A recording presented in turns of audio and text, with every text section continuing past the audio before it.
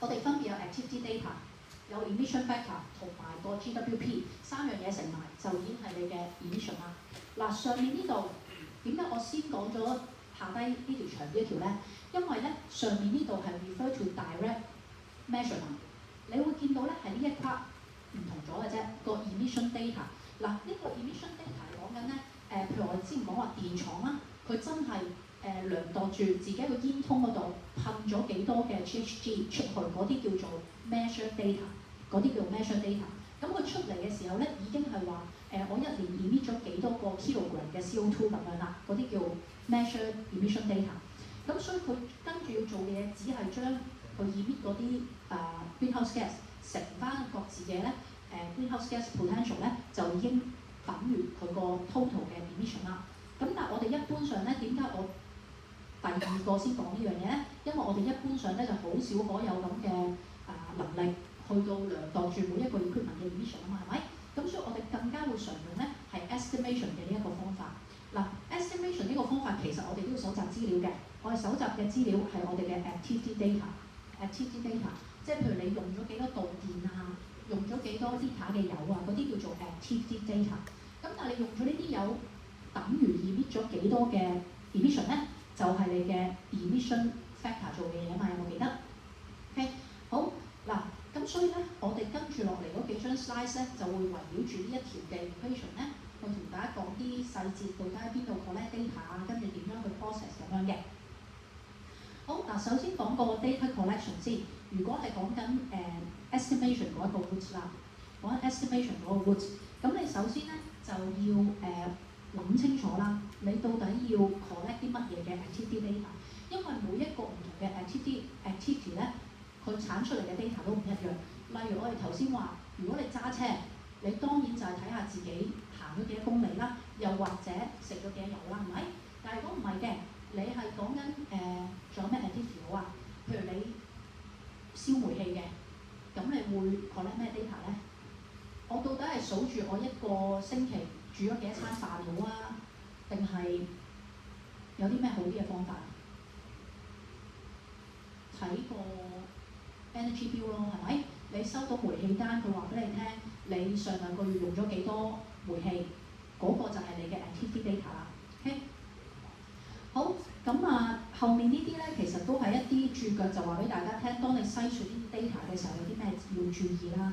咁因為我哋頭先都話啦，activity data 有好多唔同嘅款式出現嘅，你到底搜集邊一啲 data 咧，都會影響到咧你個準確性啦咁樣。咁我會用車嗰個嚟做一個例子嘅，譬如我哋頭先都講過，如果你要搜集車嘅 activity data， 最少有兩種方法啊，係咪？我哋可以搜集你行咗幾多公里，又或者你搜集我上個月入咗幾多錢油。嗱，呢兩個都係 on road transport 嘅 activity data， 邊個準確啲啊？請問邊一個準確啲啊？好，我問大家條問題。譬如我4月我行咗1000公里，我行咗1000公里，我5月都行咗1000公里，代唔代表我 emit 嘅 CO2 一定一樣？零頭係啱嘅，可唔可以講下零頭嘅理由咧？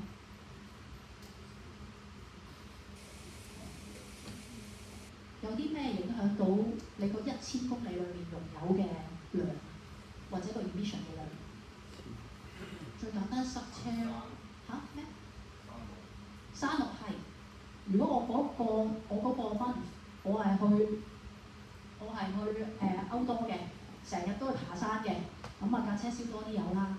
或者唔知點解Easter holiday 大家出晒玩，所以條路勁塞嘅，一半時間架車都係 idle 咁喺度等位嘅。OK， 咁嘅時候你又用多啲油啦，係咪？咁所以如果淨係 mileage 即係嗰個distance travel 啦，並不是最準確嘅資料啦，係咪？好，咁如果我淨係攞住張油單，又會唔會好啲咧？即係譬如我去油站入3次油，我儲齊3張單，知道自己入咗幾多 liter 嘅油啦，會唔會好啲咧？會好啲係嘛？好，如果我係車仔嘅 ，OK， 我個油缸可能得40 liter 打爆都係40至60 litre 啦，好大我已經。如果我係一架貨車，我有100幾 litre 嘅油缸，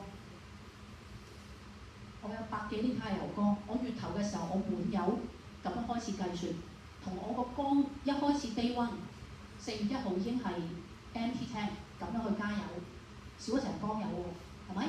係啦，咁所以咧，你見到我哋呢一個討論咧，其實你揀乜嘢嘅 activity data 咧，其實都有少少嘅一啲不確定性喺度啦。咁所以咧，第一你揀 data 嘅時候，有啲咩 available 先啦，係咪？即係如果你根本連你知道準確，不過你根本都冇 mark 住嘅，咁就冇用啦，係咪？你首先攞出 available 嘅 data 先，然之後 available 嘅 data 裏面咧，你再揾一啲確定性比較高嘅 data 去做你嘅 calculation 咧，咁就為之佢最準確啦。咁我呢度只係一個少少嘅 remark 俾大家嘅啫。好，咁呢度咧個少少嘅 table 仔啦，都即係叫做 summarize 咗大部分大家會遇到嘅情況下面咧，要 collect 啲乜嘢嘅 data 嘅，係啦。咁譬如我哋講 scope 1啦，頭先講話3大樣嘛，記唔記得個3大個 scope 1嘅 component 係咩啊 ？Stationary 嘅 combustion、mobile combustion 同埋 fugitive 嘅 emission 係咪？所以就住呢3樣嘢咧，你就見到啦。譬如我哋講緊stationary 嘅，咁你就當然要睇下你用咗幾多嘅 gas 啦，又或者用咗幾嘅油啦。咁如果係 mobile 嘅，咁頭先討論過啦，到底你用咗幾多 litre 嘅油，又或者咧你行咗幾多路咁樣。好，咁第3個啦，如果係 fugitive 嘅話，咁我有討論過，最主要係嚟自嗰啲雪種啦，係咪？咁所以雪種點算咧？都係一樣啦。你 lock 住你嗰期，即係你 report 嘅嗰個期間，到底你買咗幾多雪種啦？你 dispose 咗幾多雪種啦？咁中間嗰啲差價就大概係你真係 leak 咗嗰啲雪種嘅 volume 或者個重量啦，係咪？咁呢啲都可以作為你嘅 activity data 嘅。好啦，咁去到 emission data 嗰一 part 啦，講到呢個 column 啦，講到 emission data 啦，咁你就要因應翻咧你個 activity data 嚟到揀。譬如我哋講翻個 stationary 嗰一 part 先，我哋個 activity data 係譬如 unit of town gas use， 咁所以你個 emission factor 合理上嚟講，你應該揾個乜嘢數啊 ？kilogram CO2 emitted per unit of town gas use 係咪？應該揾一個咁樣嘅 emission factor， 咁你乘埋咧先至等於你嘅 emission 啊嘛。如果到第二個 case 啊，我哋講緊個 mobile emission 嘅 mobile emission， 咁啊睇你 collect 到啲乜嘢嘅 activity data 啦。如果你係 collect 個 volume 嘅，你係 collect 我哋入咗幾多 litre 油嘅，咁你個 emission factor 就應該係 kilogram of CO2 per litre of gas 啦，係咪？如果唔係嘅，你話我係 lock 住咗嗰個 mileage 嘅，咁你 collect 嗰個 emission factor 咧就應該係 CO2 kilogram CO2 per mile travel 或者 per kilometer travel 咁樣啦，係咪？好。嗱咁fugitive 就最容易嘅，因為咧就冇 emission factor 呢壇嘢嘅，一嘢咧就直接成嗰個 GWP 係啦，你讀啱 table 就已經 OK 㗎啦。咁呢個就係 Scope 1嘅嗰個 data collection 嘅做法啦。好啦，到 Scope 2啦，同樣嘅道理。如果你係 purchase electricity 嘅話，咁你當然咧最直接嘅數據就係又係你嗰張單啦，你個電費單同埋煤氣單啦咁樣。咁當你攞到呢個之後，個 emission factor 就會係跟翻每一度電產生嘅 CO2。我哋有討論過呢一樣嘢喺邊度揾到啊？呢一個 emission factor 喺邊度揾到啊？電力公司會俾你。同一時間，如果煤氣你搜集到 unit of town gas use， 你就去翻煤氣公司嗰度揾翻每一個 unit 嘅煤氣產生嘅 CO2 就 OK 啦。咁呢個就 Scope 1、Scope 2嘅做法啦。嗱 Scope 3咧，我係冇俾到 summary table 俾大家，因為實在summarize唔到。因為 Scope 3我哋都講過啦，有好多唔同嘅 activity 嘅。咁但係你用翻Scope 1、Scope 2嗰個思路落去咧，其實你就知要 collect 啲乜嘢嘅 activity data 同埋 emission factor 啦。好嗱，講到個GWP 嗰個global warming potential 嗰樣嘢，嗱呢度都有少少嘅注腳嘅。如果譬如你哋揾 report 啊，或者睇嗰啲 website 咧，你會見到大概一啲咁樣嘅 table。咁咧佢就會俾呢啲咩 fourth assessment report 啊、fifth assessment report 呢抽嘢嚟嘅。嗱，其實個概念就係話咧，因為我哋嗰啲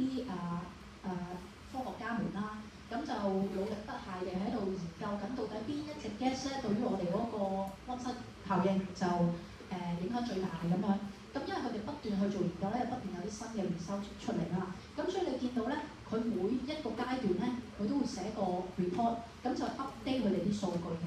咁所以你見到最重要嘅嘢咧，譬如我哋揀其中一樣啦。嗱 carbon 係永世都唔會變嘅，因為佢係個 baseline，所以你見到 carbon 呢一個欄係 carbon 呢一欄永遠都係1嘅啫，永遠都係1，係唔會變嘅，喺所有 report 都係咁噶啦。唯獨是咧係去到後面嗰啲 non-CO2 嘅 gas 嘅時候咧，你就發覺變化開始啦。例如我哋經常見到嘅 methane 啦，咁你見到咧，其實佢個 GWP 咧係一路降低嘅。咁唔係話個 methane， 唔係話 methane 強度啊縮細，而係話咧，因為你記得我哋上一堂同大家做嗰個 multiple choice 嘅時候啦，都有講過話，其實呢個 GWP 咧幾樣因素啦，係咪？佢 track 住啲熱力嘅能力，同埋佢喺個 atmosphere 裏面嗰個 lifetime 啊嘛，係咪？咁所以大家一路做研究就發覺，哎呀，其實原來 methane 咧係可以快少少去分解嘅，咁所以佢就由之前嘅28，我哋上一年仲用緊嘅28咧，就去到今年嘅27啦，咁嘅一個概念。咁啊，中間後面嗰啲道理咧，其實我相信大家唔需要明白嘅，係啦。你要知道嘅就係你睇表永遠都係睇最新，除非嗰個 standard 有 specify 話你要用一個乜嘢嘅 GWP 嘅 value， 如果唔係咧，你睇最新嗰期就 OK 啦。咁所以咧，我哋嚟緊咧，你都發覺我哋用嘅咧，如果放面飛，我哋中意用27；如果係NO2 嘅，我哋會用273，就係呢兩個數嘅來源啦，就係咁樣。好，咁而家 GWP 都講埋啦，咁應該成條 equation 就所有嘅 variables 都識晒啦，咁樣。OK， 好，咁啊，所以啦，我哋就講翻咧關於個 inventory 嗰樣嘢啦。咁個 inventory 其實就係一個表達嘅模式嚟嘅啫，係啦。咁啊，一般都會用啲 table 嘅形式啦，去列晒有啲咩 activity， 嗰啲 activity 有啲乜嘢 data 出咗嚟。emission factor 邊度揾出嚟，跟住最後個 emission， 咁就係成個 inventory 嗰個概念啦。咁所以文字呢度咧，我唔幫大家讀太多啦，我俾大家睇 example。嗱，呢度一個簡單嘅 inventory， 當然啦，呢個係喺人哋嗰啲中電嗰個研報嗰度執出嚟嘅。咁你想象下佢背後嗰張 spreadsheet 就複雜好多嘅，但係咧你見到佢最少咧都會做個 breakdown，就係佢嘅 scope 1、scope 2同埋 scope 3各自嘅 emission 係幾多啦？然之後你見到咧佢 report 嘅時候咧，嗱呢個係2023年嘅年報啊嘛，係咪？咁佢都唔係淨係 report 嗰一年嘅，因為我哋話要做 tracking， 所以你見咧佢都會 report 埋之前嗰4年，乜 total report 5年啦，呢個一般嘅 norm 都係咁樣噶啦。咁另外啦，應該由而家開始咧，你就知呢一行講緊啲咩啦。最右邊呢個 column 係講緊跟乜嘢 standard 去做個計算啊嘛，係咪？咁呢啲你知道下就得㗎啦，唔需要大家記嘅，係啦。嗱，咁跟住啦，反而係 scope 3嗰度啦，大家要再留意下，我哋 zoom in。你見到 scope 3底下咧，佢係有分 category 嘅。嗱，呢個 category 1、2、3就係我哋頭先咧 show 俾大家睇，話有15個scope 3嘅 category 就喺嗰度嚟㗎啦。咁你見到佢 break 開晒所有嘅嘢啦，雖則個 emission 部分唔係太大，係啦。咁但係點解佢 break 開咧？就其實都係 show 俾啲 investor 知道啊，即係佢有關注過呢樣嘢，有做啲嘢去減碳啊咁樣嘅啫，係啦。咁呢一個就係一個基本嘅 emission inventory， 一個合格嘅 inventory 嘅模樣啦。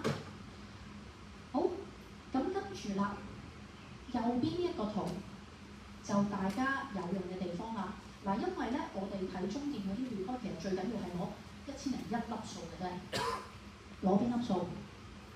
攞 emission factor， 而我哋讀嗰個 emission factor 咧，唔知大家會唔會覺得，咦 confuse 喎？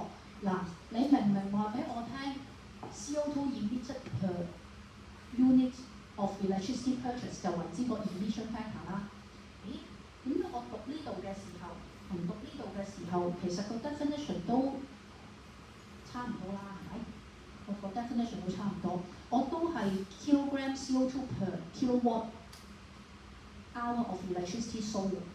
你見唔見兩個 unit 係一樣㗎？但係點解個 value 咁唔同嘅咧？我應該用邊個先啱？嗱，咁就睇你 report 去邊度啦。如果我哋喺香港嗰度 report，我哋買嘅係大家知道 CLP 有好多業務㗎嘛，唔係淨係香港嘅，係咪？我哋買嘅香港嘅電，所以你見到下面呢一個係 CLP Hong Kong 香港嘅電，所以如果你要讀嘅話，你係讀下面呢一個數，你係讀0.39，20230.39呢一粒數，就係咁樣啦。咁呢一個希望大家唔好搞亂啦。嗱港燈就好啲嘅，因為港燈就冇乜其他業務，所以咧佢得1001粒數嘅啫，係中電大家要小心呢一點嘅咧。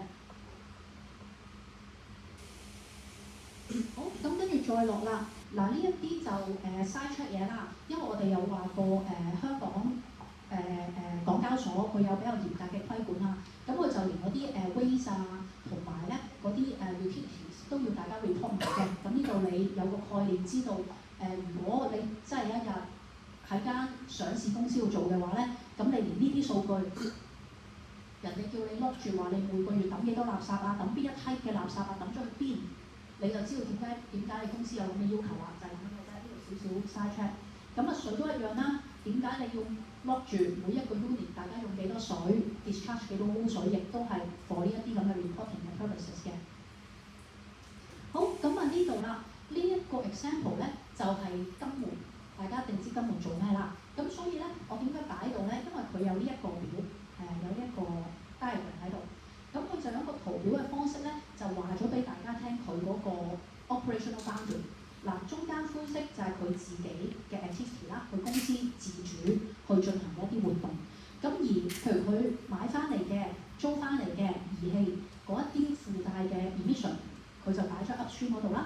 而 downstream 頭先講咗啦，嗰啲客仔使用佢嗰啲成品嘅時候產生嘅嗰啲 emission 就係佢嘅 downstream 咁樣。咁我擺喺度，因為我覺得呢個圖都好似幾清楚啦。咁如果大家對於Scope 3嗰個概念咧，可能仲有啲模糊嘅話咧，咁我希望呢一幅圖都可以幫到你理解咧。如果 for 翻 construction 嘅話 ，construction sector 到底一般上有啲乜嘢 upstream 同 downstream 嘅活動係可以擺落個 Scope 3咁就 OK 啦。咁左邊都係啦，cap 咗人哋嗰個 inventory 俾大家睇嘅，仍然都係 Scope 1、Scope 2，再加埋 Scope 3嘅 breakdown， 就係咁樣啦。咁所以呢個亦都係我要求大家咧喺 assignment 要做到嘅嘢。咁我哋陣間講 brief 嘅時候 ，assignment brief 嘅時候就再講多啲啲啦。好，咁啊再睇多一個啦，呢、這個係Swell 係嘛？太古係啦，太古嘅 report 嚟嘅。咁咧，你見到因為太古佢亦都係喺唔同嘅地方嗰度啦，有業務嘅。咁所以你見到佢個 trend 咧，佢係分開咗香港自己嘅 trend 啦、中國大陸啦、美洲啊咁樣嘅，同埋佢亦都咧有少少分開係唔同嘅 type 嘅業務咧，佢都會有 breakdown咁樣。咁呢個亦都係一個如果大家真係做 reporting 一個比較好嘅做法嚟嘅。因為咧，我哋喺呢一個科目啦，都有講過話其實嗰個energy consumption 嘅 pattern for 唔同嘅 building type 都好唔一樣嘛，係咪？咁而for太古佢一間咁大嘅公司，佢旗下有咁多嘅業務咧，的而且確，如果你將佢全部淨係話譬如我個 management sector， 又或者我個 service 嘅 sector 嘅話咧，咁啊好難咧代表到佢間公司嗰個表現嘅。咁所以佢咧喺呢度佢為咗即係表揚自己啦，做得如何幾好咧，咁佢就將佢嗰啲業務 break 咗唔同嘅 building type 去到 report。咁呢一個亦都係大家可以考慮嘅嘢啦。好，而呢一張圖比較緊要嘅就係呢個啦 ，carbon intensity 呢一隻字。嗱，呢一個喺你哋嘅 assignment 都要求大家做嘅 intensity 呢隻字，大家知道啦，即係你每做個 activity 一個 unit 到底會產生幾多 CO2 或者 emission， 咁就叫做 carbon intensity。咁所以你見到啦，嗱 carbon intensity 嗰個 unit 會隨住你間公司而改變嘅。我哋頭先講咗話太古，佢最主要做一啲property 嘅業務啊嘛，係咪？咁對於個 property 嚟講，你覺得最緊要嗰個 measure 係咩啊？佢 manage 緊幾多尺地啊嘛，係咪？咁所以你碌大佢，你睇下個 unit， 我想你睇 unit 嘅呢個，佢 report 嗰個 intensity 嘅 unit 係有幾多噸嘅 CO2 per square meter， 即係佢每管理一笪地，到底會產生幾多 CO2？ 呢個係佢間公司獨特嘅 intensity。好，我問大家，如果係你覺得中電，如果佢要 report 佢 carbon intensity，佢個 unit 係咩啊？ ton of CO2 per 乜嘢嘅咯。佢最主要嘅業務係咩？賣電係咪？電嘅 unit 係 kilowatt hour， 所以我碌翻上去中電嗰度，呢、個 kilogram CO2 per kilowatt hour 其實亦都等於佢嘅 carbon intensity， 就係咁樣啦。好其實佢都已經講咗喺度啦 ，emission intensity。OK， 好咁啊，呢啲字希望大家由而家開始識得分啦，識得喺 report 嗰度揾翻啱嘅資料出嚟啦。嗱，最後呢一 part 咧，我擺度係因為大家又係做功課嘅時候都需要有一 part 仔咁嘅東西嘅，但係呢度咧我就唔講得太過仔細啦，你知道自己要計條咩數就 OK 啦。嗱呢個 base year， 首先講 base year 即係等於一個 baseline 啦，你要有一個定點先至可以比較話我 compare with base year， 我 reduce 咗幾多 emission 咁樣嘛，係咪？嗱，咁呢個 base year 一般嗰個選擇嘅方法咧，就會睇下你個 operational， 你個 organizational 同埋 operational boundary 有冇明顯嘅變化啦。嗱，因為我哋跨幾多嘢入去會影響到嗰個 total emission 㗎嘛，呢一樣嘢應該講到呢度大家明白啦，係咪？咁所以啦，如果你個 boundary 係喐咗，咁 likely 咧，你之前嗰啲 historical data 都應該要相應咁樣去變化，先至可以 reflect 到咧你今日嗰個 emission compare with 之前有啲咩變化，係咪？好嗱，齋講咧真係好鬼死悶嘅。嗱，呢度我唯一要大家記憶知道啦，唔使記憶嘅，因為淨係做功課要嘅啫，係啦。你知道幾時係會需要做 base year adjustment， 即係轉咗 base year。譬如我原本3年之前我 report 嘅時候係2020年做個 baseline 嘅，咁但係3年裏面咧，我又買咗可能我吞併咗啦，其他嘅一啲業務，咁我大咗嘛間公司，係咪？咁所以咧如果我要 report 翻啲 historical data， 我就要 base on 咧我脹大咗嗰個業務嘅範圍。嚟到去調整咧，我之前嗰啲 emission data 嘅咁樣，咁所以咧呢度橙色字，你真正要留意嘅係橙色字咧，幾時要做 base year adjustment？ 就係當你個 organization boundary 有大改變嘅時候啦，你跨嘅嘢多咗少咗啦，又或者你個 calculation method， 你之前係用一種計算方法嘅，你之後可能有新嘅 equipment 啊，有新嘅measure 嘅方法啊咁樣，你轉咗個 calculation 嘅方法，你就要做 base year adjustment。最後如果你發覺喂死啦，原來之前計錯數嘅，咁都請你要做個 adjustment 改翻正啦。咁有呢3個 case 嘅啫。好，咁呢度有俾個 example， 希望會同講得明白啲啦。嗱，咁話説咧，你間公司係綠色個㗎，你間公司係綠色個㗎。咁喺我哋所知嘅 base year 一開始嘅時候咧，佢就emit 98個噸嘅 CO2 一年啦。OK， 咁喺第2年嘅時候，佢又擴展業務咯，就買咗Part B 翻嚟啦，買咗呢嚿嘢翻嚟。好，問大家2個噸嘅 CO2 買翻嚟嘅呢2個噸 ，compare with 佢98個噸自己emit嘅 CO2， 超唔超過5%？唔超過，所以我哋話呢啲係 insignificant 嘅 changes。所以當佢加落去嘅時候咧，去到第2年嘅時候，我哋唔需要做任何嘅 adjustment。但係如果唔係嘅，你買翻嚟嗰間公司，佢其實每一年係emit6個噸嘅 CO2，compare with 你自己原本emit嘅94噸，呢個 case 就 over 5%，於是乎 significant。所以咧，去到第2年嘅時候咧，你就要將新 acquire 翻嚟嗰間公司嘅 emission 加翻落去原本year 1嘅時候，咁所以咧，即係簡單啲講就係話你year 1咧要 adjust 會升咗嘅，會加埋你 acquire 翻嚟嗰間公司係year 1嘅 emission， 就係你最新 adjust 咗year 1嘅 emission 啦。嗱，呢一個 example 咧喺呢度會再講得可能清楚啲啦。嗱，譬如呢間公司4年裏面做咗好鬼死多嘅動作嘅，係啦。佢一開始base year 嘅時候佢有晒啲咁多嚿嘢嘅，都係 under 佢嘅名下。好啦，第1年之後啦，佢就賣咗 X 喎，咁而 X 係佔佢成個 emission 嘅3%咁樣啦。咁所以咧冇影響。喺 year 2嘅時候，佢就算搣甩咗 X 咧，佢都唔需要再做任何嘅 adjustment 嘅。好啦，到 Year 2嘅時候，佢又賣走咗 Y 喎，咁 Y 仍然都係佔佢咧3% 嘅 emission， 咁所以佢即使賣走咗都唔需要 adjust。但係咧，去到第3年啦，因為2set， 因為佢個base 細咗啦，所以2set而家佔咧佢 over 5%， 所以佢就要做 adjustment 啦。所以佢個 adjustment 係出現喺第3年嗰度嘅咁樣。好，咁就最後啦 ，show 一 show 俾大家睇 adjust 完之後嗰個 effect 係咩啦？嗱，譬如佢間公司呢一個係 before adjustment 嘅 case， 咁我哋唔好睇上面呢度先，淨係睇下面有3條巴。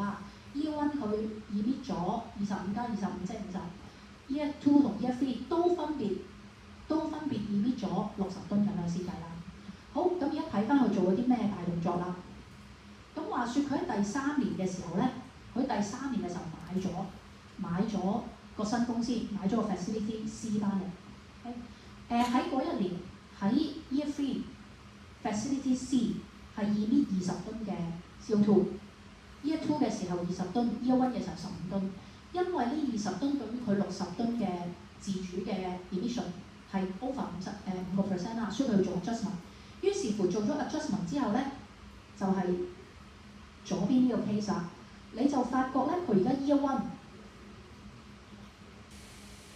佢個 Year 1嘅 emission 係25再加埋原本 facility C 嗰15個噸嘅，係啦。Year 2亦都一樣，30係佢原本自己嘅。呢20噸係新嘅公司喺 Year 2嘅時候 emit 嘅，咁樣係啦。咁呢一個adjustment 嘅概念其實就係話，如果你間公司啦不斷咁樣吞併啊，又或者拆夥啊咁樣，咁都會影響到咧你個 tracking 嗰個準確性嘅。咁因而咧就要就住你嗰啲吞併啊、拆夥嘅動作，到底有冇引起 over 5% 嘅 difference 嚟到決定到底需唔需要做 adjustment。咁所以大家咧要知道嘅嘢只係，若然你計嗰條數嘅時候發覺，我今年買咗個新公司，而嗰間新公司嘅 emission 對於我今年嘅 emission 嚟講係大過5%，你就要做 adjustment， 就係咁簡單啦。好嗱，咁我講嘢嘅部分咧就到呢度啦。嗱，我今日咧最想同大家做嘅嘢咧，就係咧要功夫晒我哋嗰個 tutorial 啦 ，tutorial 5B 啦。嗱，請大家睇下先，請大家咧俾2個。好，你而家 refresh 嗰個 Moodle， 請你 refresh Moodle， 你應該見到有 topic 5， 應該見到有 topic 5 tutorial Q&A 嗰個文件喺度嘅，有冇見到啊？如果未見到，再 refresh 一次，因為我啱先俾我俾大家睇嘅啫。有呢份嘢，嗱，我今日就直接拎住個答案同大家講下，因為我相信都資料量比較多啊，我仲叫大家翻去練習下咧，我驚大家趕唔切做功課，所以我今日會直接講個答案嗰一 part 嘅，所以請大家望一望，睇唔睇到呢份 document 先？係啦，如果睇到可以打翻開。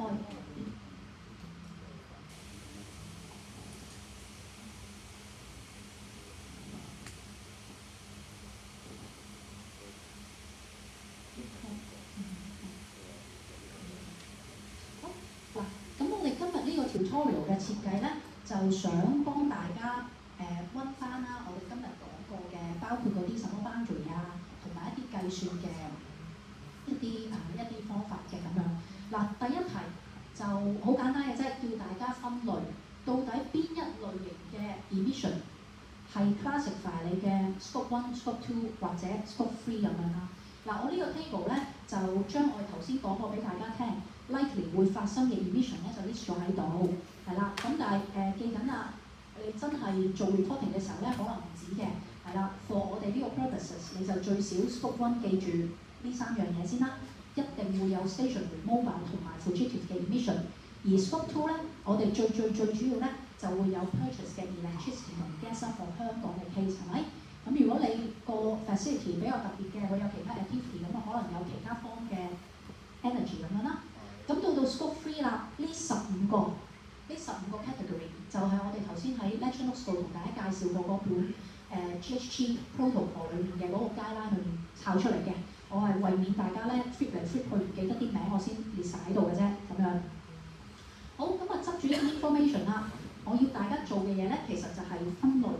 你就住邊一個人做緊 reporting 啦 ，reporting 嗰個主體啦，同埋佢哋一睇緊嗰個 emission 嗰個 source 嚟到決定應該擺落去咧個 reporting entity 嘅 scope 幾嘅 emission 嗰度。嗱，好，首先解一解第一個先。嗱，第一個 case， 我哋而家嗰個做緊 reporting 嗰間公司係嗰個電廠，係個 power company。好，而佢嗰個 source 係講緊個 combustion of fossil fuel at the power plant to generate electricity。咁我哋有講過呢一個係佢個電廠自己 100% control 嘅一件事嚟㗎嘛，係咪？佢自己必有落去個鍋爐嗰度燒，佢自己可以決定到做唔做呢啲咁嘅emission treatment 或者做 emission capture 嗰啲咁嘅動作。所以佢嗰個因為發電而產生嘅 emission 咧，係佢嘅 direct emission， 所以我哋擺 scope 1。嗱，呢個表點解我要叫大家填呢樣嘢咧？第二個 case， 你一見到第二個 case 咧，你就知道個 purpose 係咩啦。第二個 case 個 source of emission 一模一樣嘅，都係個 combustion of fossil fuel at the power plant to generate electricity。今次唔同嘅地方只係得呢度咧。今次係個客仔個 customer of grid electricity 去 report。咁所以今次啦 for 個客仔同一嚿 emission， 記唔記得我哋 lecture notes 講過個 example？for 個客仔佢係 purchase electricity， 所以佢係 indirect， 所以佢係 scope 2。同一嚿 emission， 唔同嘅 reporting entity 會 report 喺唔同嘅 scope 嘅，就係咁樣啦。好，咁所以同一個諗法啦，你就知道以下咧，我哋啲 emission 全部都一對一對出現㗎啦。第二對嘅 emission 就係講緊我哋啲 HFC 啦嘅 emission， 係啦，咁啊 during maintenance 嘅時候就唔小心 emit 咗出嚟嘅。好，又有兩個 reporting entity 啦。第一個如果係個 building owner， 因為嗰個 AC system 係屬於佢嘅，個 maintenance 亦都係佢自主去進行㗎嘛，係咪？咁所以喺嗰一陣時做 maintenance 嘅時候，唔小心 release 咗嘅 refrigerant 就係佢嘅 scope 1 fugitive emission 啦。而對於嗰個 refrigerant 嘅 supplier 嚟講，佢賣電貨俾你嘛，係咪？你用得唔小心係你嘅問題，係咪？咁所以對於佢嚟講，對於個 supplier 嚟講，呢個係佢嘅 downstream use of product related 嘅 emission， 所以係佢嘅 scope 2，就係咁啦。好，跟住啦，再第三句啦。第三句我哋講緊呢度，我哋講緊個 emission resulting from manufacturing of air duct insulation material。你而家要裝啲管道咁啊，有個 insulation 嗰層嘢包住啦，係咪？好，咁所以啦，又係啦，對於個 owner 嚟講，佢 take 咗個乜嘢 action 啊？佢負責買嘢，佢負責用嘅，係咪？佢買個 insulation 翻嚟，所以對於佢嚟講，佢係 purchase good and services 嗰一個 category 係佢嘅 scope 3。但係咧，今次對於個 supplier 嚟講咧，係咩咧？對於個 supplier 嚟講，如果佢係自己做嘅，即係佢唔係攞貨翻嚟分銷嗰啲，佢自己做嘅，咁佢可能喺個廠裏面有啲activity 需要用電啦，啲機器需要用電，所以佢有 scope 2 electricity purchase 嘅 emission。另外啦，